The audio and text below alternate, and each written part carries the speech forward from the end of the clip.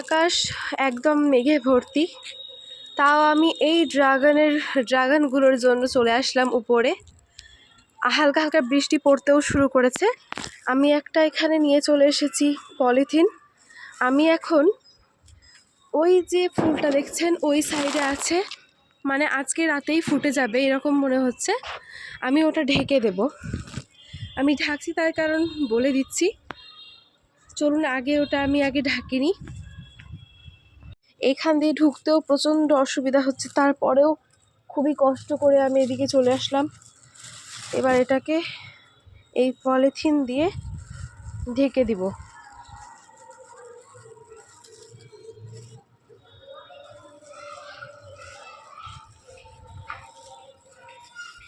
এই পলিথিন দিয়ে ঢেকে দেওয়ার কারণ হচ্ছে, এটা যেহেতু কিছু সময়ের মধ্যেই মানে রাত্রেবেলায় ফুটে যাবে, এই সব ফুল রাত্রেবেলায় ফুটে, তো ফুটার সময় যদি এরকমভাবে ঢেকে দেওয়া না হয় তাহলে ফুলের পক্ষে খুবই খারাপ হয়।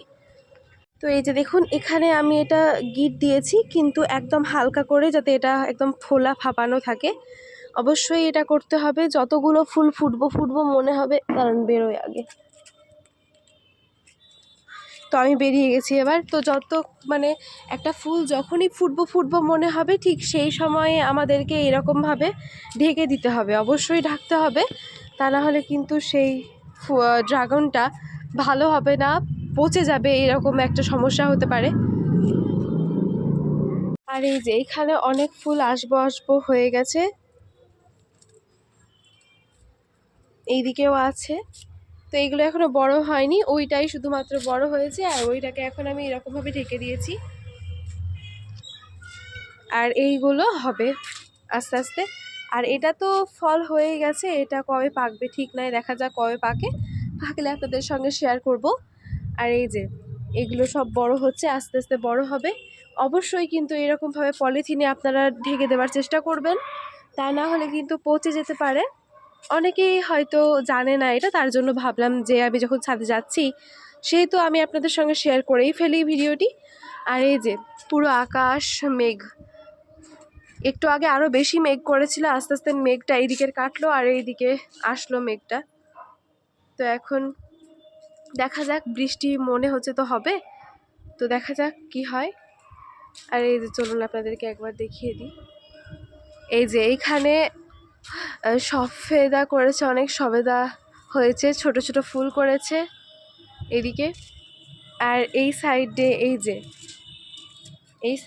এই গাছটা নতুন কিনে আনা হয়েছে। এখানে হচ্ছে আমের গাছ, একটা আম্রপালি আমের গাছ।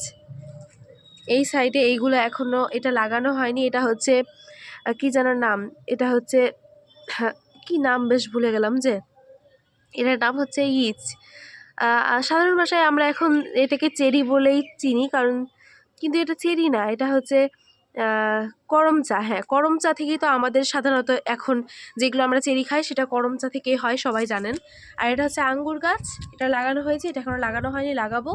আর এই যে এখানে হচ্ছে আরেকটা সবেদা গাছ নানি নিয়ে এসেছে, নানি মা দুজনে গেছিলো। এই যে ফুল করেছে অনেকগুলো, আর হচ্ছে যে এই যে ছোট ছোট হয়ে আছে, মানে এইরকমভাবে ফল ধরা গাছই নিয়ে এসেছে। কারণ ফল ধরা গাছটা একটা বিশ্বাস থাকে যে পরবর্তীতে হ্যাঁ হবে, কিন্তু যদি এমনি থাকে, ফাঁকা থাকে, তাহলে একটা বিশ্বাস পাওয়া যায় না যে হবে কি না। কিন্তু এরকমভাবে নিয়ে আসলে একটা বিশ্বাস পাওয়া যায়, তার জন্য এরকম ধরা গাছই নিয়ে এসেছে। সবেদা ধরে আছে, ফুল আছে। এই সাইডে আমের হচ্ছে যে হয়েছে, মুকুলও হয়েছে।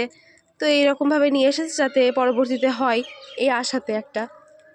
আর এই যে এখানে একটা লেবুর গাছও নিয়ে এসেছে, লেবুর গাছেও লেবু ধরে আছে দেখুন। এইরকমভাবেই ধরা গাছই নিয়ে এসেছে যাতে একটা আশা পাওয়া যায় যে হ্যাঁ হবে। তো আজকে এই যে আমি আপনাদের সঙ্গে শেয়ার করলাম। তো অবশ্যই আবারও বলে দিচ্ছি, এরকমভাবে অবশ্যই পলিথিনে ঢেকে দেবেন, এতে আপনাদেরই উপকার হবে। তো চলুন আজকে এখানেই শেষ করছি ভিডিওটি। সবাই ভালো থাকবেন, সুস্থ থাকবেন, ধন্যবাদ।